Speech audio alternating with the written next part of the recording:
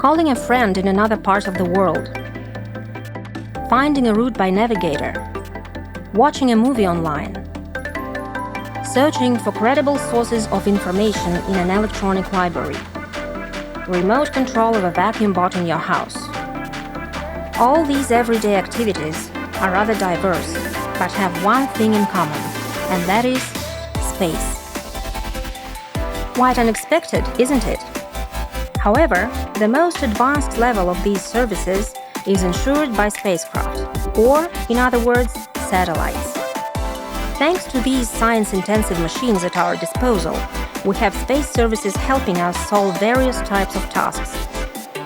More and more different space services appear each year. For example, satellites help in developing unmanned vehicles.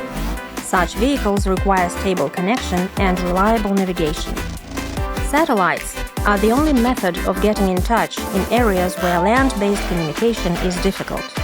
In the waters of the Northern Sea route, where hundreds of vessels sail, and in the Arctic, where many Russian citizens work, ensuring internet access in airplanes throughout the entire flight, helping geologists on a research expedition to work comfortably, building a smart house or a country cottage somewhere far away from civilization where no terrestrial communication networks are available.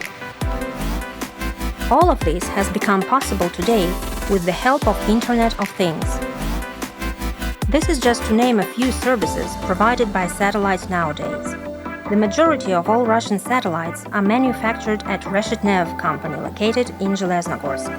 This is the place where satellites are produced to provide communication, broadcasting, high-speed internet, navigation, and geodesy services.